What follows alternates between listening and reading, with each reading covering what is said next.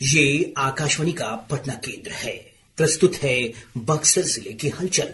इसे पेश कर रहे हैं हमारे संवाददाता शशांक शेखर। बक्सर जिले में कल अचानक तेज बारिश और आंधी के कारण कच्चे घरों, खेतों में खड़ी फसलों को व्यापक क्षति हुई है। कई स्थानों पर बड़े पेड़ उखड़कर गिर गए। मक्के, दलहन, आम की फसलों को बड़े पैमाने पर नुकसान पहुंचा है। बक्सर में 16,000 से अधिक घरों में पेयजल कनेक्शन का कार्य कराया जा रहा है। राज्य मंत्रिमंडल ने बक्सर जलापूर्ति योजना के लिए 156 करोड़ रुपए की राशि की स्वीकृति प्रदान की है। नगर विकास एवं आवास विभाग के मंत्री जीवेश कुमार ने कहा कि इससे बक्सर के लोगों को पेयजल की समस्या दूर होगी। बक्सर जलापूर्ति योजना के तहत पीने के पानी के कनेक्शन के लिए 10 ट्यूबवेल, 10 क्लोरीनेटर प्रणाली के साथ पंप हाउस, जल मीनार कैंपस और 10 किलोमीटर राइजिंग मेन और 236 किलोमीटर जल वितरण नेटवर्क का कार्य कराया जाना है। इस परियोजना का कार्य अमृत 2.0 के तहत कराया जाना है। एक निजी स्कूल के कार्यक्रम में राज्यपाल आरिफ मोहम्मद खान ने बक्सर में हिस्सा लिया। इस अवसर पर उन्होंने संवाददाताओं से बातचीत की। राज्यपाल ने वक्फ संपत्तियों की वर्तमान स्थिति पर चिंता व्यक्त करते हुए कहा कि बिहार वक्फ संपत्तियों की संख्या देश में अग्रणी है, लेकिन आज तक कोई भी प्रभावी धर्मार्थ संस्थान यहाँ संचालित नहीं हो रही है, बल्कि वक्फ की संपत्तियां को लेकर मुकदमेबाजी की जा रही है। उन्होंने उदाहरण स्वरूप महावीर मंदिर का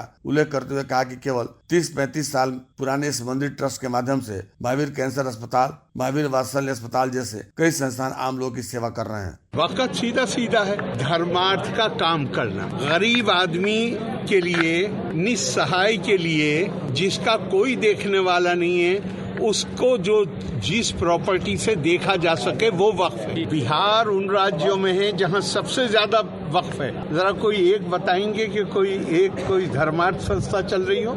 सिर्फ मुकदमेबाजियां हो रही हैं। पटना में महावीर मंदिर केवल 30-35 साल पुराना है। महावीर कैंसर अस्पताल, महावीर आरोग्य अस्पताल, महावीर वात्सल्य अस्पताल, महावीर ये संस्था वो संस्था, जरा वक्फ वाले भी कोई बता दें कि कौन सी संस्था चल रही है। इस मौके पर पूर्व केंद्रीय मंत्री अश्विनी कुमार चौबे ने बक्सर के धार्मिक और शैक्षणिक महत्व की चर्चा करते हुए बताया कि यह स्थान त्रेता युग से ही शिक्षा का केंद्र रहा है। भगवान राम ने भी यहीं आकर शिक्षा ग्रहण की थी। केंद्रीय पोत परिवहन एवं जलमार्ग राज्य मंत्री शांतनु ठाकुर ने कहा कि जलमार्ग को विकसित कर आम जनता समेत माल वाहकों को लाभ दिया जाएगा। वे ITI मैदान में एक कार्यक्रम का उद्घाटन करने पहुंचे थे। जिले के विभिन्न थानों में पदस्थापित पुलिस पदाधिकारियों द्वारा मार्च 2025 में त्वरित और संवेदनशीलता के साथ अनुसंधान कार्य करते हुए कई मामलों का सफल निष्पादन किया गया। पुलिस अधीक्षक शुभम आर्या द्वारा इस उल्लेखनीय कार्य की सराहना करते हुए संबंधित पुलिस अधिकारियों को पुरस्कृत किया गया। पुलिस अधीक्षक ने कहा कि यह पुरस्कार न केवल उनकी कर्तव्यनिष्ठा का प्रतीक है, बल्कि अन्य पुलिसकर्मियों के लिए प्रेरणा स्रोत भी है।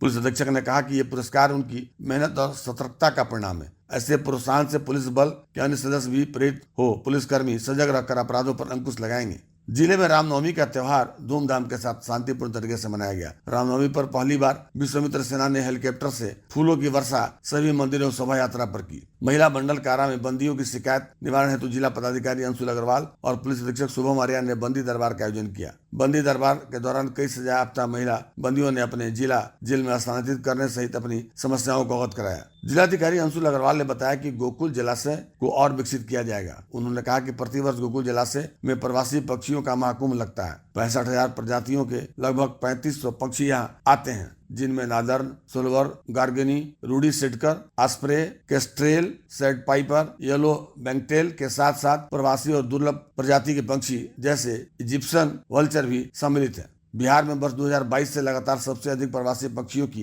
प्रजाति यहाँ देखने को मिली है। जिलाधिकारी ने कहा कि इस जगह को पर्यटन स्थल के रूप में विकसित करने का कार्य चल रहा है। प्रधानमंत्री इंटर्नशिप योजना के लिए 15 अप्रैल तक आवेदन लिए जाएंगे। इस योजना का मुख्य उद्देश्य युवाओं में रोजगार क्षमता को बढ़ावा देना। डुमरांव और बक्सर नगर परिषद क्षेत्र में युवाओं को इसका लाभ मिलेगा। नगर परिषद क्षेत्र डुमरांव और बक्सर के प्रमुख चौक चौराहों समेत संवेदनशील स्थानों पर CCTV कैमरा लगाकर निगरानी की जा रही है। प्रखंड स्तरीय कार्यक्रम क्रियान्वयन समिति का गठन कर सरकार ने अधिसूचना जारी कर दी है। बक्सर प्रखंड के अध्यक्ष अजय कुमार वर्मा बनाए गए हैं। बिहार राजपत्रित कर्मचारी महासंघ गोप गुट का 23वां राज्य सम्मेलन नगर भवन में संपन्न हुआ। सम्मेलन में कर्मचारी हितों की अनदेखी पर चिंता जाहिर करते हुए नेताओं ने संविदा व्यवस्था को समाप्त करने की मांग सहित पुरानी पेंशन योजना लागू करने की मांग की है। जिले भर में ईद का पर्व धूमधाम से मनाया गया। मौका पर सभी ईदगाहों और मस्जिदों में नमाज अदा कर अमन चैन की दुआ मांगी। त्योहार को लेकर प्रशासनिक व्यवस्था भी चुस्त दुरुस्त थी। लोगों ने नमाज अदा करने के बाद एक दूसरे को ईद की मुबारकबाद दी। अभी आप सुन रहे थे बक्सर जिले की हलचल। बक्सर जिले की हलचल को पेश कर रहे थे हमारे संवाददाता शशांक शेखर।